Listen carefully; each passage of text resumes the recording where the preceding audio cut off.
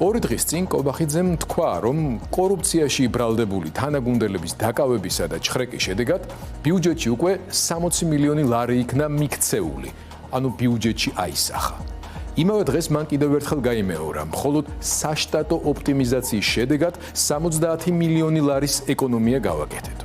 ანუ 60 + 70, ანუ უკვე გაჩნდა დამატებით 130 მილიონი ლარი ბიუჯეტში. სად მიდის თუნდაც ეს ფული? შეგახსენებთ, ქვეყნის მასშტაბით მოსწავლეთა უფასოკვების პროექტის უზრუნველყოფა ჯდება 60 მილიონი ლარი. ანუ მოზარდების საკვების უზრუნველყოფას იმის ნახევარი ყოფნის, რაც ივანიშვილის პრემიერმა ბიუჯეტის შემოსავლის დაუგეგმავ ნამატად შემოგვასახა. შესწავლილი დამუშავებული და გადაუდებელი საჭიროების პრობლემის, ანუ ბავშვების არასათანადო კვების მოგვარებაზე არაფერს გვეუბნებიან და ქვეყნის განვითარების 10 წლიან გეგმაზე საუბრით გვაბოლებენ, ანუ სტრატეგიულად გვაკვამლიანებენ.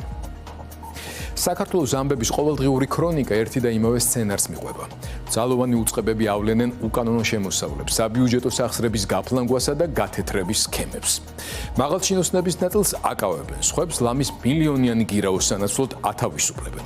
ბრალდებულთა და ეჭვმიტანელთა უმეტესობა წლების განმავლობაში არა მხოლოდ მინისტრთა კაბინეტის გავლენიანი წევრები იყვნენ, არამედ მმართველი პარტიის საარჩევნო კამპანიების სახეებიც, თამადებიც, ზოგჯერ მთავრობის ხელმძღვანელებიც. დემოკრატიულ ტრადიციაში ასეთ ვითარებას 2 პირდაპირი ნაბიჯი მოყვება: ბოდიში და პოლიტიკური პასუხისმგებლობა. მთავრობის და პარტიის ლიდერების მიერ თანამდებობების დატოვებით და მანდატის განახლების მოთხოვნით, ანუ ახალი არჩევნებით.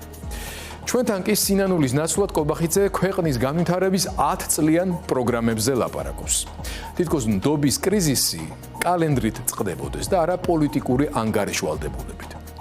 რა თქმა უნდა, საქმე იმაზე მძიმედაა, ვიდრე ანგარიშვალდებულების დეფიციტი.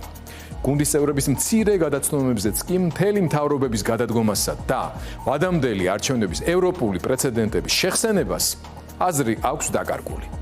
იქაური ამომრჩევლისადმი ანგარიშვალდებულების სტანდარტებზე სწორებაც, რა თქმა უნდა, არა რელევანტური ანალოგია.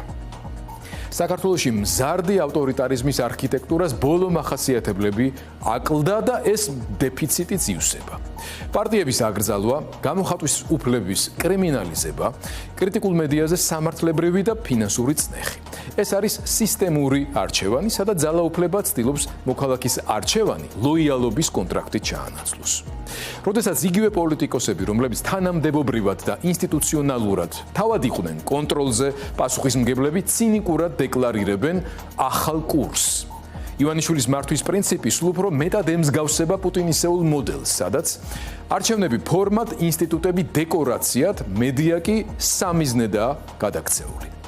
გამოძიება მიმდინარეობს, ვერ იქნება პოლიტიკური ალიბი, მაშინ როცა თავად ივანიშვილის მიერ ფორმირებული პოლიტიკური სისტემა არათუ ახალისებს ეყრდნობა ბიუჯეტის ვიწრო პარტიული მიზნებით გამოყენებას. სახელმწიფოს რესურსი იქცა პარტიული მანქანის საწვავად. ამ სასტიკ და კორუფციულ სისტემას ხალხი მარტო იმისთვის ჭირდება, რომ მისგან ხარკი აკრიფოს და შიგადაშიგ მისივე ძარცვის მანდატი არჩევნებად წოდებული იძულებითი სქემებით ფორმალურად განაახლებინოს. როდესაც თავად აღიარებენ, რომ სახელმწიფო კორუფციულ ჭაობშია, დემოკრატიული სამყაროსგან მზარდ იზოლაციაში და ქვეყანა ქართველებისგან იცლება, 10 წლიანი განვითარების სტრატეგია არის პასუხისმგებლობისგან გასაქცევი ხელოვნური ბოლი. ნდობა კორუფციის წინააღმდეგ კობახიძის შერჩევითი ბრძოლით, რა თქმა უნდა, არ ბრუნდება. პოლიტიკურად მოითხოვს ბოდიშს გადადგომას და მთელი ხელისუფლების მანდატის განახლებას. სხვაგვარად ყველაფერი იმიტაციაა. ოცნების პირობებში განვითარების 10 წლიანი სტრატეგია კი არა, სტრატეგიულ დაკვამლიანებაა, რომელიც გვაშორებს ევროპულ წესრიგს და უფრო ღრმად გვიბიძგებს პუტინის ჭაობისკენ. ან დავდგებით ნორმალური პოლიტიკის გზას, ახალი არჩევნები და ინსტიტუტების აღდგენით, ან დავტოვებთ ქვეყანას საკუთარი ხალხის მიმართ ზიზღით სავსე ცინიკოსების და მძარცველების საჭიჭკნად.